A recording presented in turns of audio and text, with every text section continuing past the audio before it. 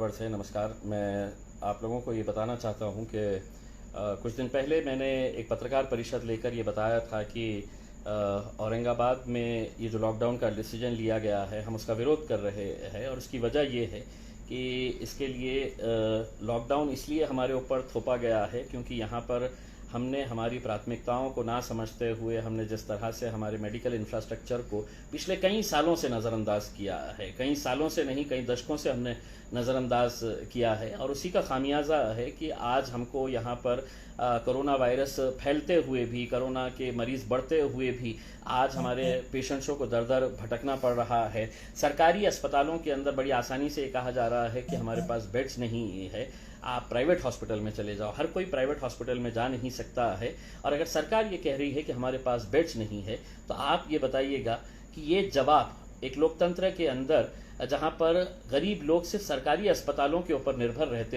हैं, वहाँ पे क्या वजह है कि पिछले एक साल से हमने हमारी मेडिकल सुविधाएं बढ़ाई नहीं है। जैसा मैंने पूरे आंकड़ों के साथ बताया था कि महज एक औरंगाबाद ज़िले के अंदर, सिर्फ एक औरंगाबाद ज़िले के अंदर 2048 हेल्थ डिपार्टमेंट के रिक्रूटमेंट्स होना बाकी है। 2048, यानी कि आप अंदाज़ा लगाइएगा कि एक घाटी हॉस्पिटल के अंदर 850 लोग, सुपर स्पेशलिटी बिल्डिंग के अंदर 200 लोग, हमारे जो गाँव के अंदर जो हॉस्पिटल्स है ग्रामीण इलाकों के अंदर उसमें 350 डॉक्टर्स नर्सेस की आवश्यकता है। ये इतने सालों से बैकलॉग है, हमने भरे नहीं है। और हम खुश इस बात के लिए रहते हैं कि देखिए हमने कितने करोड़ रुपए की ये बना दी है, बिल्डिंग बना दी है।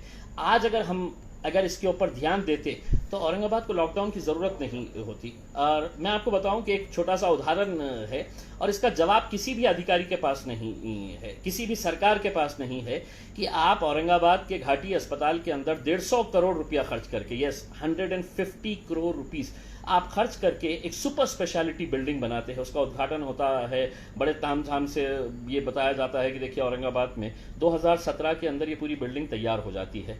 2017 से आज मार्च 2021 है, 4 साल के अंदर उस बिल्डिंग का इस्तेमाल हम इसलिए नहीं कर पा रहे हैं क्योंकि वहाँ पर हमने मैन पावर जो चाहिए, चाहे वो डॉक्टर्स हो, नर्सेज हो, क्लास 3 क्लास 4 हो, टेक्नीशियंस हो, तो हमने उनका रिक्रूटमेंट ही नहीं किया। एक भी आदमी को वहाँ पर अपॉइंट नहीं किया है। वैसे ही हालत सिविल हॉस्पिटल की है, वैसी ही हालत कैंसर हॉस्पिटल की है। यहाँ पर डॉक्टर्स ही नहीं है, मैन पावर ही नहीं है। हर एक का इंटरेस्ट बस यही है कि 100 करोड़ की, 50 करोड़ की, 200 करोड़ रुपए की बिल्डिंग बना दो करके। हम इसी मांग को लेकर हमने ये कहा कि नहीं, अब हमको सड़कों के ऊपर उतरने की ज़रूरत इसलिए आ रही है कि आप तो गरीबों को ये कह रहे हैं कि तुम अपने घर में बैठ जाओ, सारे शहर को, सारे ज़िले को कह रहे हैं तुम अपने घरों के अंदर बैठ जाओ। आखिर ये कब तक चला रहेगा? किसी न किसी को तो खड़े रहना पड़ेगा, किसी न किसी को तो ये आवाज़ उठानी पड़ेगी। और मैंने जब ये निर्णय लिया, मेरे पास कई सारे ऐसे छात्र आए जो आज एमपीएससी की एग्ज़ाम देना चाह रहे हैं, एमपीएससी की पूरी तैयारी कर रहे हैं, उनका एक मेंटल फ्रेम ऑफ माइंड है। और वो बच्चे आके अपनी परेशानी जब जाहिर किए कि साहब हमारा जो स्टडी सेंटर है उसको बंद कर देने के लिए बोला गया है,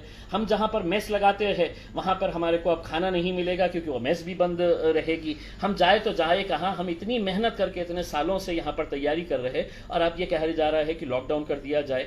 मेरा ये कहना है कि ये जो लॉकडाउन का जो निर्णय लिया गया है, या आखिर क्यों?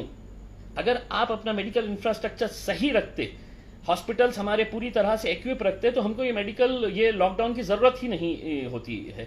हमारे पास तो 1200-1500 केसेस निकल रहे हैं, पूना के अंदर 5000-6000 केसेस निकल रहे हैं। उसके बावजूद भी वहाँ पर अगर लॉकडाउन नहीं हो रहा है तो वहाँ के नेताओं ने अपना मेडिकल इंफ्रास्ट्रक्चर अच्छा किया है। हमारे पास ये दुर्भाग्य है, ये अफसोस है हमें कि हमारे पास पालक मंत्री शिवसेना के हैं, आरोग्य मंत्री जो है वो मराठवाड़ा से ताल्लुक रखते हैं, जालना से है, और दूसरे जो हमारे वैद्य शिक्षण मंत्री है वो लातूर से ताल्लुक रखते हैं, अमित देशमुख साहब, राजेश टोपे साहब।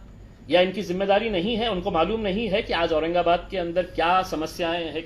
ये सभी को मालूम है, लेकिन उनकी प्राथमिकता नहीं है, उनकी प्रायोरिटीज़ उन्हें मालूम नहीं है। इसीलिए उनको नींद से जगाने के लिए हमने ये तय किया है कि हम लोग रास्ते के ऊपर उतर आएंगे और इन लोगों को नींद से जगाएंगे कि ये लॉकडाउन करना सबसे आसान काम है किसी भी सरकार के लिए। अभी तो हम सुन रहे हैं कि मुख्यमंत्री साहब और आरोग्य मंत्री ने कहा कि हम पूरे महाराष्ट्र के अंदर लॉकडाउन लगाने का हम विचार कर रहे हैं करके।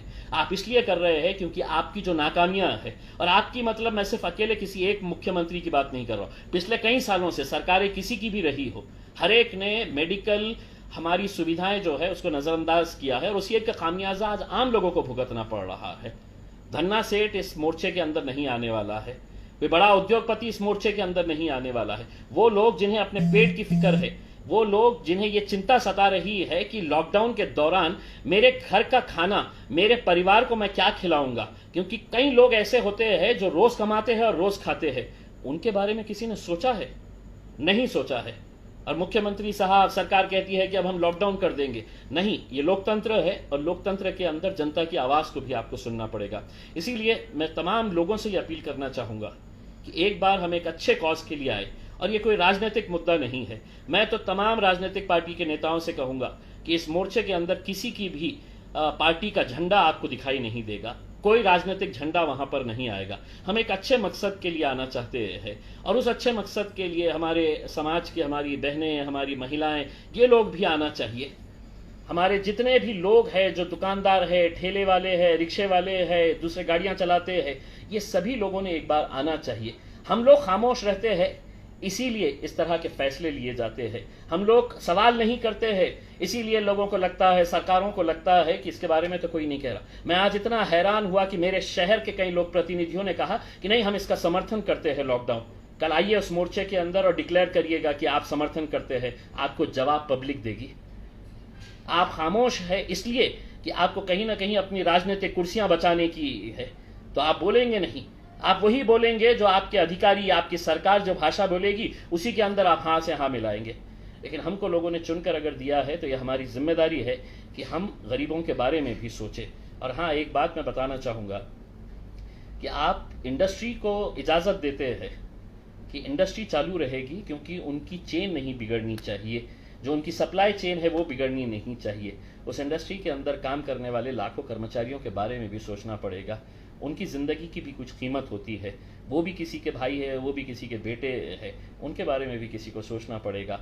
इन लोगों के बारे में कोई सोच नहीं रहा है, इसलिए मजबूरन हमको रास्ते के ऊपर निकलना पड़ा। मैं औरंगाबाद की तमाम जनता से ये अपील करना चाहूँगा कि अपने राजनीतिक मतभेद जो भी रहेंगे उसको एक बार दरकिनार करके हम एक अच्छे मकसद के लिए एक बार एक प्लेटफॉर्म के ऊपर आए। सभी समाज के, सभी राजनीतिक पार्टियों के, सभी सोशल ऑर्गेनाइजेशंस के, वेलफेयर ऑर्गेनाइजेशंस के तमाम बच्चे, बूढ़े, महिलाएं एक बार आए और हम बताएं सरकार को कि हमें क्या चाहिए करके।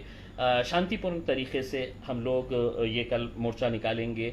हम किसी भी तरह का कोई ऐसी नारेबाजी नहीं करेंगे, हम पूरे डिसिप्लिन का मुजाहरा करेंगे। हमको मालूम है कि कोरोना है और कोरोना के अंदर जो जो प्रिकॉशंस लेना है, वहाँ पर एक भी आदमी आपको ऐसा नहीं मिलेगा जो बगैर मास्क के रहेगा। वो मास्क लेकर आएगा तो ठीक, अगर नहीं लेकर आएगा तो हमने हज़ारों मास्क वहाँ पर हमारे वॉलंटियर्स के जरिए लेकर खड़े किए हैं। और हम जाएंगे जिलाधिकारी के पास और उनको बताएंगे कि ये मोर्चा किसी जिलाधिकारी के खिलाफ नहीं है, किसी पुलिस कमिश्नर या किसी म्यूनसिपल कमिश्नर के खिलाफ नहीं है।